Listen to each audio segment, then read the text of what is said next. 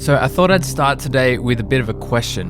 What is your favorite part of the music production process? You know, we've got sound design, idea generation, mixing, tweaking, arrangement, finishing, mastering. The reality is, as a producer, we need to be proficient at all of these areas. And then the follow-up question to that is, which part of the music production process are you best at? The answer is probably going to be the same as before, because the part that we usually enjoy the most is the one that we practice the most and become best at. So as a learning producer, or even that intermediate stage, this is where a bit more structure to your practice can be really helpful. So today I'm going to make my own little practice routine and give it a go as well. Just before I jump into things though, if you're a learning producer that's looking for a little bit of guidance, go check out our free beginners masterclass video training in the link below. Awesome, so I've just drafted up my little 1 hour practice routine. It's just 1 hour split into different parts.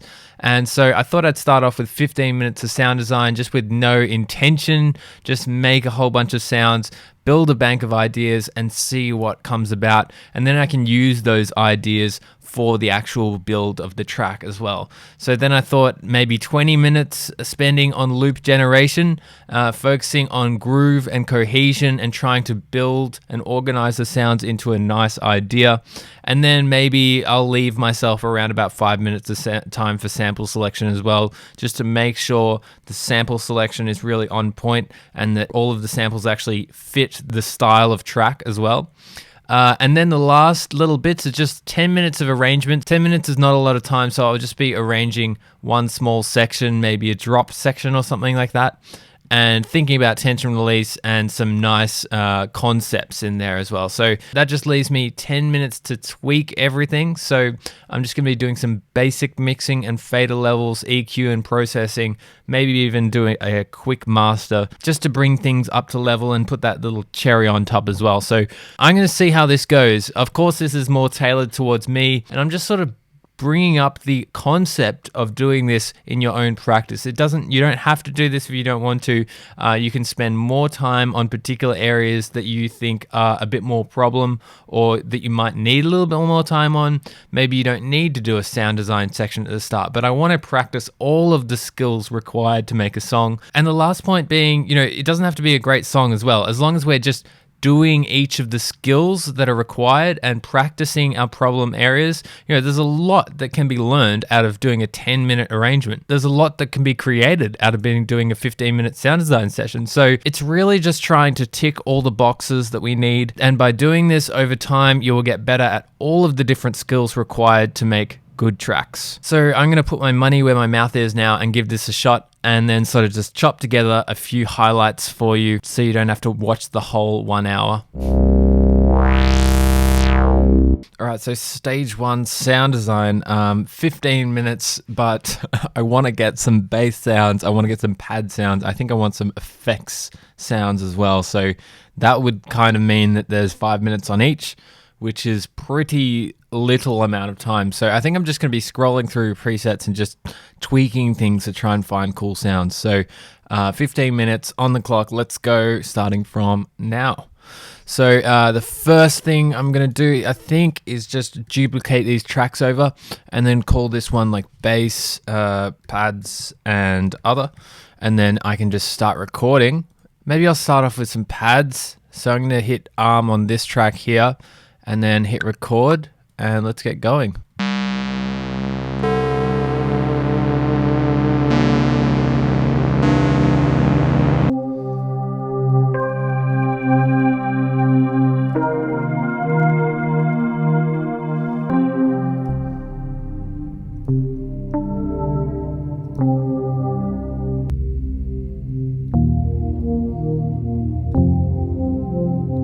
I think I'm going to switch over to Diva now because Diva has some cool presets. Here she is. Okay, so it's been 5 minutes now, so I'm going to go and switch over to my bass over here and then just go over to my bass presets and have a flick through these ones.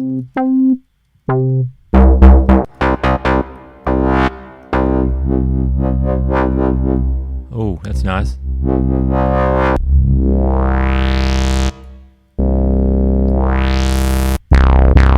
Oh, that's nice.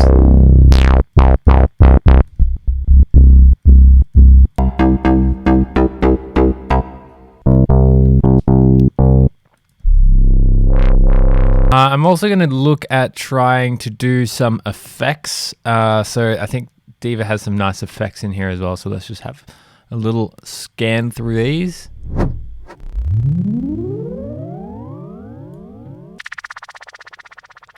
right, so I got 5 minutes left, and I'm just going to use that 5 minutes just to look through my samples a bit and sort of just experiment around with trying to find something that sounds nice.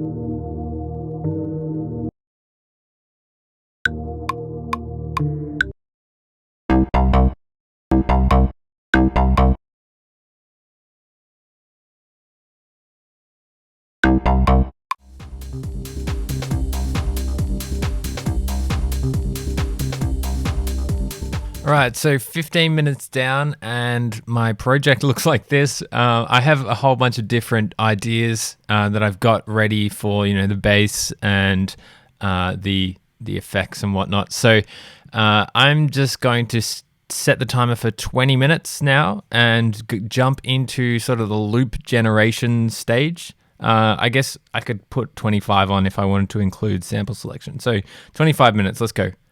I've got this loop over here that's sort of I think it's where I'm going to start everything. But I also have a few ideas sort of scattered around. Okay, so that's a nice little sound in there. I'm just going to make some drums.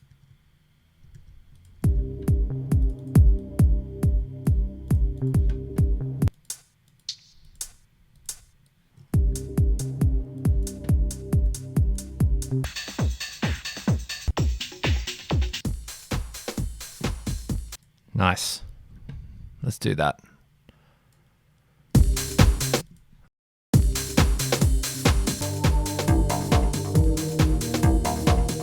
Maybe an operator. I just want to get a subtone. Let's just start with one note. Just be really simple. I'm always talking about simplicity, so let's try and preach that simplicity. That works. I'm just going to get an LFO tool and sort of just clean it up so it's side chaining, something like this.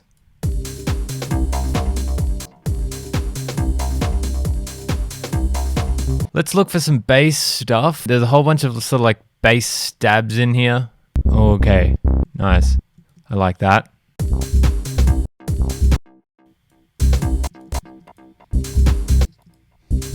I guess that works. Let's just roll with that. I don't want to spend too long on anything for time's sake. Let's try and make some variations. So I've got this loop and I'm going to Shift Command D to duplicate it and move everything over. What I could even do is click here and Command I, and that's going to allow me to insert time. So let's do 8 bars, and 8 bars is quite a lot actually. Let's just do 4 bars. So Shift Command Delete, and that way I can sort of have these two sections just separated from each other and then make like variation 1, variation 2. I'm going to move this guy over here because that's sort of interplaying with my bass line and creating a nice groove. So let's just listen to this. Maybe I could pitch this down an octave. Yeah. I might even put this on a new track just here and like layer it up there. Yeah, that's nice.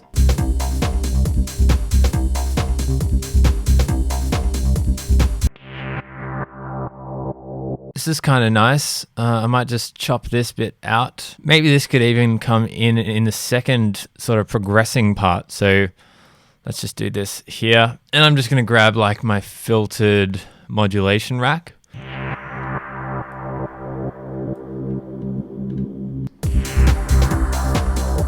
I need some more like sort of things that I can build to, some things to have in my pocket. I've still got 10 minutes of loop generation, so we may as well use it.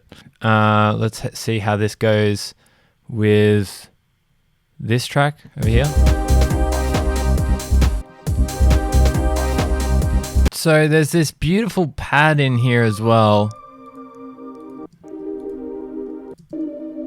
It kind of sounds like a house string. So I'm going to copy this part and sort of like paste one in there. I want to use this one as well. So we've got a few more pads here that we can sort of just use. And I've got a few minutes left. So let's quickly just try and place these in a nice little spot in this loop.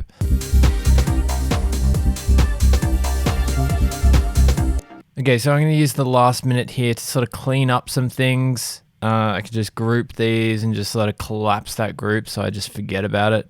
And now we're pretty much ready to go. I think I'm just going to rearrange these groups around. So drums and bass at the top and then pads at the bottom. And yeah, that's pretty much it.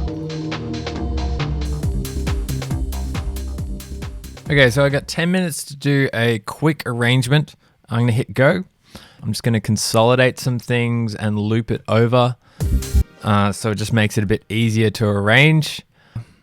Command J. Now maybe I'll start with this sort of variation over here. And this is going to be like somewhere in the first drop. I'm also going to loop over this. There we go.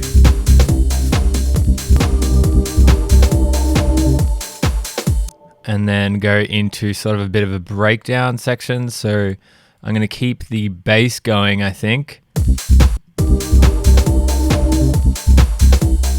And maybe just put a whole bunch of echo on things. Let's look at our effects even. What I'm trying to do is just sort of fill out the space because we're losing a whole bunch of space here. First thing I might do is just get an echo. Maybe even put it on a return track, and that will just allow me to do a delay throw into this breakdown section. So turn track 100% wet. Automate the amount of send into this track. So if you send a bit right before the drop, it's just going to just sort of delay into the drop, which is nice.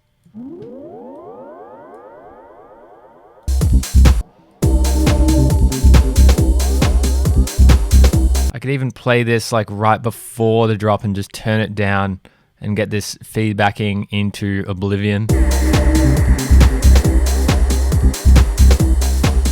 And now I'm going to maybe go over to my variation over here, this thing that I've got up my sleeve, and just paste it in here.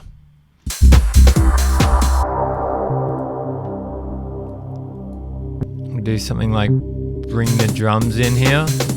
I'm going to turn off the audio filter, show the automation, and turn it on just in this section in here. I'm going to automate the filter to come up, just like this.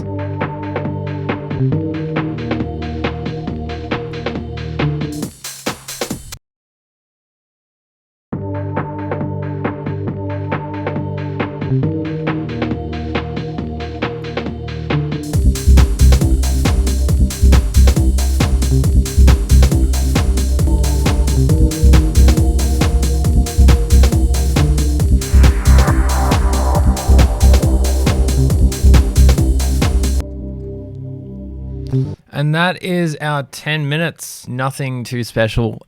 Just gone from like a drop section into a sort of second drop where it's just like changed and it's progressed a little bit more. I've done this little tiny breakdown section and then this sort of ambient section, and then it goes into the drums again. So let's just use this last 10 minutes just to move on and tweak it a little bit more.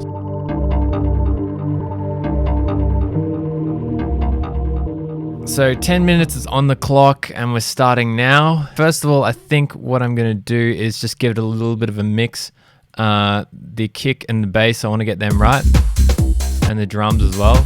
Get this pumping a bit more. And I'm also going to start doing a few more sort of variations in here. So Maybe take these kicks out over here.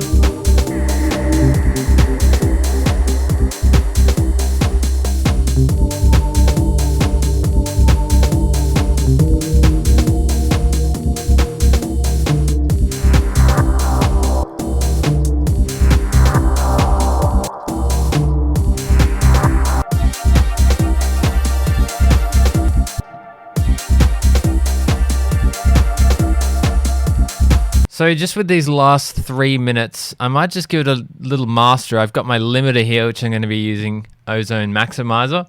But I'm also going to just run it through a compressor first as well. I'm actually not on the master track. How's that? I'm going to go onto the master track first and then paste these things here. And I'm just going to use this compressor to just softly compress just around about, between 0 and 4 decibels of compression, just to tame some harsh peaks lightly, and then just go into my limiter, maybe pull down the ceiling a bit, and then bring this up to level.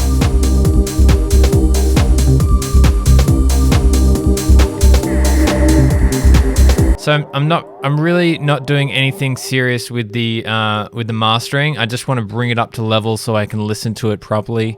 And yeah, this is pretty much our result. I'll just play from here.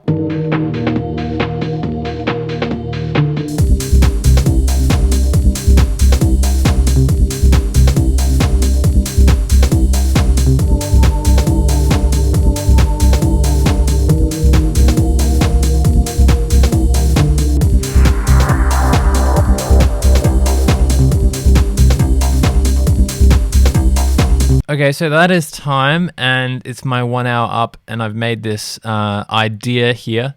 So there's a lot of things that can be improved about this. I can actually go ahead and arrange this properly. I can spend more time on it if I want. Of course, there's no set in stone rules to this, but it was a lot of fun. And the idea is that by doing this, I'm actually improving my skills in all of the different areas of the electronic music production process. Doing something like this really exposes all of your weaknesses. It exposes where you need to learn and spend more time on. It also is just a really healthy way to practice producing as well. So if this has intrigued you, I really highly recommend that you try this out yourself. Make your own little production schedule and stick to it and see how that goes. And you might be surprised with what you come out with as well. So it's just a little bit of fun. If you enjoyed the video, remember to like and subscribe to the channel. Otherwise, thanks for hanging out, stay safe, and I'll see you in the next one.